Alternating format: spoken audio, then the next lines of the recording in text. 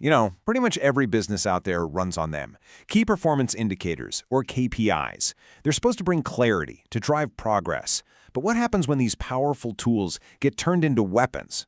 That's exactly what we're going to break down. We've all heard this a million times, right? It's like the golden rule of management. The whole idea is simple. If you track something, you can make it better. And on the surface, that makes perfect sense. It's why we're surrounded by dashboards and reports. But here's the twist. What if that very act of measuring is actually killing morale, creating a ton of anxiety and, believe it or not, pushing your team to do things that actually hurt the company? This is the dark side of KPIs, and it happens way more often than you'd think. So where does it all go wrong? Let's take a look at the promise of KPIs, and then, well, the often painful reality. Look, on paper, it's a beautiful thing. KPIs are supposed to set clear goals, create accountability. That's the dream. But in the real world, they're often just thrown out there with zero context, and they become a tool for micromanagement. So instead of inspiring people, they just trigger anxiety and pushback. And this, right here, is the heart of the matter. A number on a dashboard should be the start of a conversation, not the end of one. It's a signal, it's a piece of data, it is not the final verdict. The second we forget that, we start heading down a really dangerous path. So how does this actually happen in the wild? How do well-intentioned metrics get twisted into weapons used against the very people they're supposed to be helping? Okay, weapon number one, and this one is everywhere. The blame game. Just picture it. You're in a team meeting and a chart goes up on the screen showing who's hitting their numbers and who isn't. This isn't about improvement, it's public shaming. And what happens? People just clam up. They go into full-on defense mode, they hide problems, and sometimes they even fudge the numbers just to stay out of the line of fire. Then you've got weapon number two, what I like to call silo vision. This is when every department gets so hyper-focused on their own targets that they completely lose sight of the big picture. And before you know it, they're actually working against each other even while thinking they're crushing their goals. You've probably seen this happen, right? Marketing is high-fiving because they hit their target for lead quantity, but sales is over there saying the leads are total junk.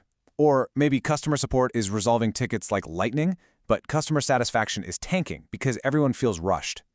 Each team is winning their little battle, but the company is losing the war. And the last weapon, man, this one might be the worst. It's the human cost.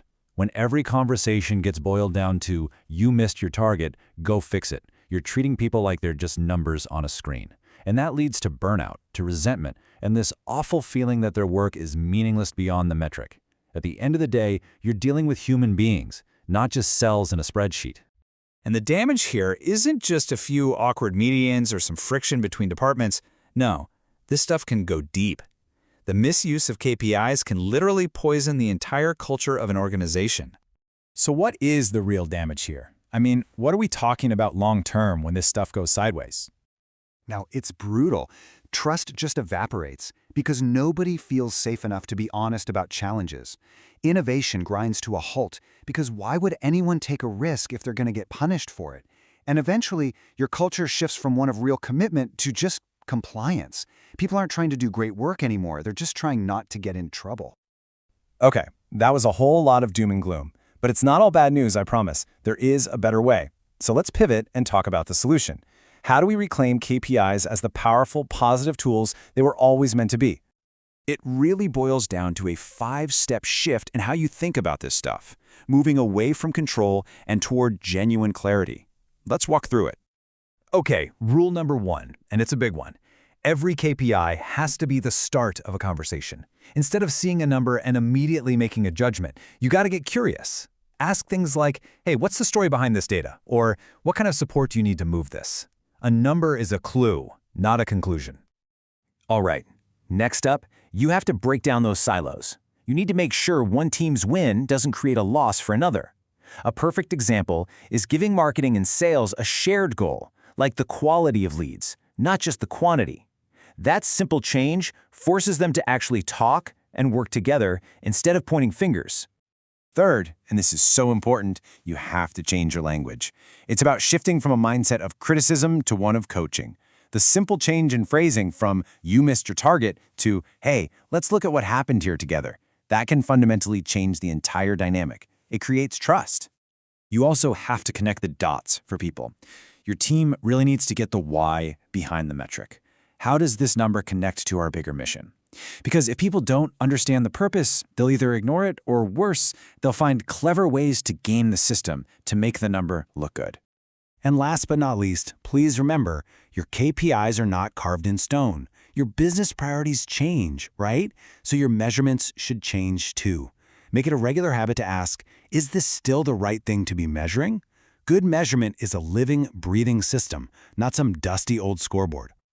So if you take just one thing away from all this, let it be this phrase: clarity over control. The whole point of measurement should be to bring clarity to your team, not to exert control over them. It's about sparking conversations, not conflict. It's about serving your team, not punishing them. And that leaves us with one final question. And I want you to really think about this for your own team. Take a look at your own dashboards, your own reports, and ask yourself honestly, are we measuring what truly matters, or are we just measuring what's easy to count? Because how you measure matters just as much as what you measure.